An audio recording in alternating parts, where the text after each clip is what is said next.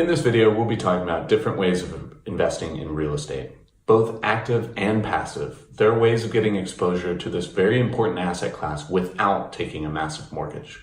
We'll explain more in the video. Investing in real estate, active, passive, what are the options?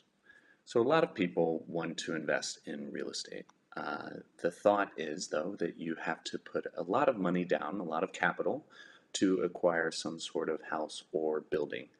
So this is not the only way to get exposure to this very important asset class. So now with the American Jobs Act of 2012, there are a number of different ways that investors can get exposure without putting forth all of the capital that was traditionally required. So today we're going to go through the different options. So what are the benefits of real estate exposure? So this is a very important asset class. Everybody wants it. And now non-accredited investors are able to access this alternative asset class. So what are the upsides? They are appreciation potential. So you can buy it for $100 and 2 years later, perhaps sell it for $200. That's appreciation. It does add good diversification to your overall portfolio. So it might be uncorrelated or low correlation, exhibit low correlation to other assets in your portfolio. So if the entire stock market goes down, what happens to your portfolio of real estate? Who knows? It's a little less liquid, but potentially it is a good diversifier for the rest of your portfolio. Owning real estate in different forms does offer potential tax advantages, and it's a hard asset. It serves as a hedge against inflation. So these are the advantages of different types of real estate exposure. But what are the disadvantages? So traditionally, if you buy an asset, a stock, or a real estate, you will have to put forth quite a bit of capital. You have lower liquidity. So if you want to sell this for cash, there might not be as liquid of a secondary market. You have what's called idiosyncratic risk, which means that your risk is concentrated in one asset. So if you buy a house in a certain neighborhood and that neighborhood turns south, gets a little more rough, maybe it's hit by a flood and you don't have flood insurance, you have a lot of risk concentrated in that one area. Depending on the method of investing in real estate, it can be quite capital intensive and very active. So if you own real estate properties, which everybody's saying, or rental properties, the key to passive income. You have tenants that have issues. They have their roof is leaking. They have different issues that sometimes they're a lot more active than you would like to think. And then regulations. So there's a number of different regulations. So what types of real estate investments exist out there? So you have residential, so this is any and all sorts of housing.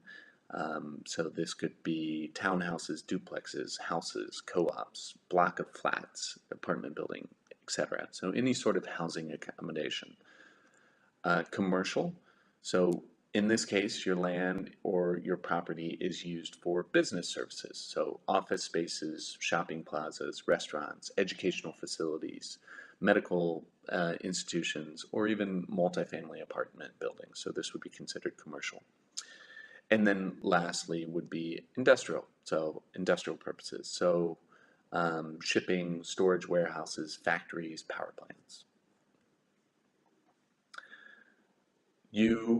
With real estate investments, you make your profits from a number of different areas, most of which include capital appreciation, loan interest, so you're the lender in this case, or rent payments, so you're the landlord.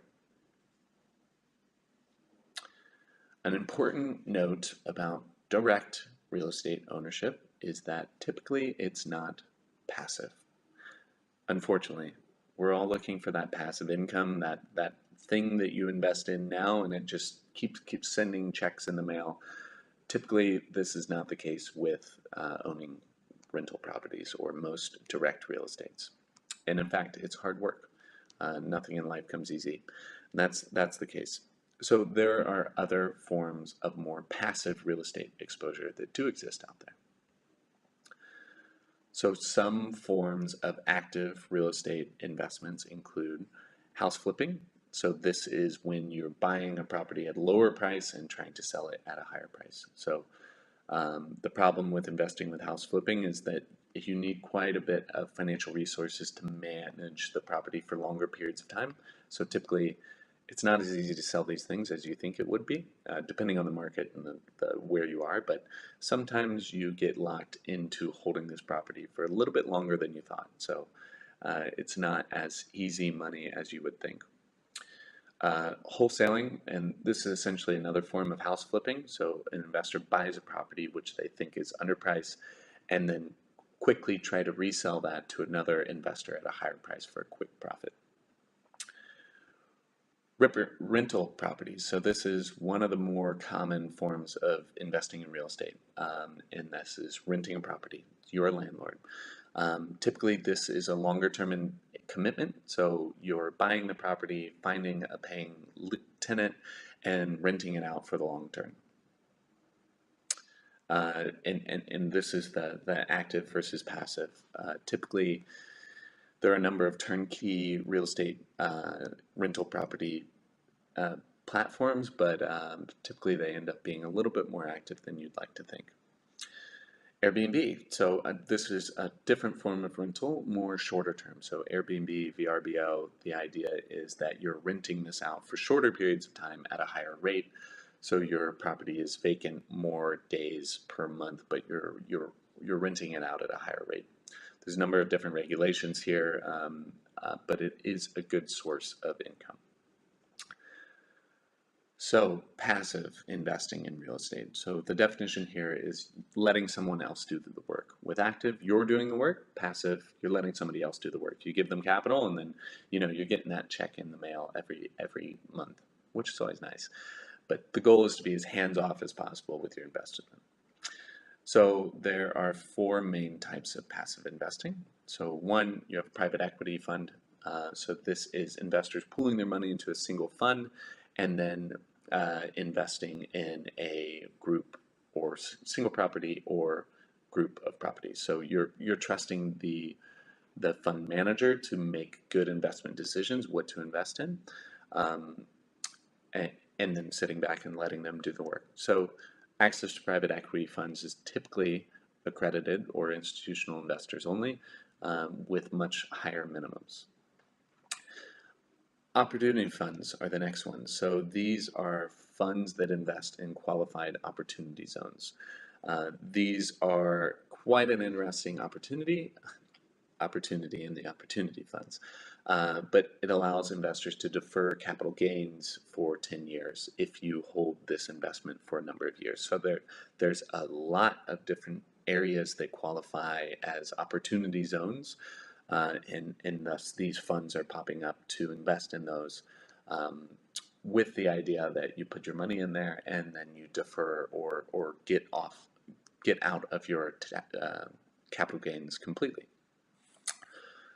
Next are REITs, real estate investment trusts. So these are companies that own or often operate real estate that produces some sort of income. So typically they own many different types of commercial real estate, office, apartment buildings, hospitals, etc. But they can also own residential as well. So there are three ways of different ways of categorizing REITs. So you have private REITs, so these are not registered with the SEC, they're not publicly traded anywhere. Then you have publicly traded REITs, so these are registered with the SEC and they're traded on the stock market. So we go into a number of advantages and disadvantages with each types of these in another video. And then you have public non-traded REITs. So these would be REITs that are registered with the SEC, but they're not traded on the stock market. So you have three different types, each with their advantages and disadvantages, but a different way of getting exposure to real estate than the other types. And lastly, this is kind of the new wave of real estate exposure. These are online real estate investment platforms.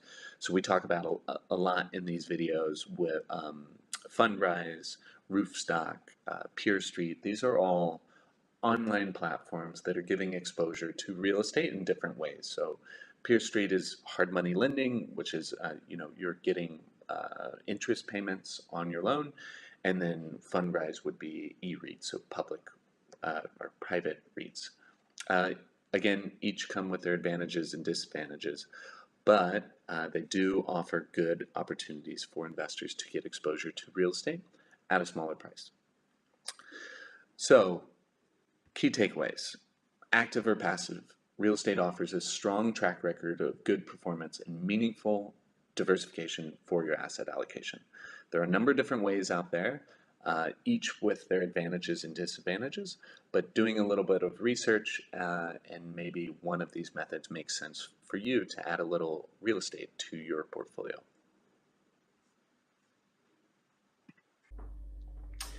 If you like what you see, don't forget to like the video and subscribe to our channel. We'll have plenty more helpful information coming for the forward-thinking, non-accredited investor like you.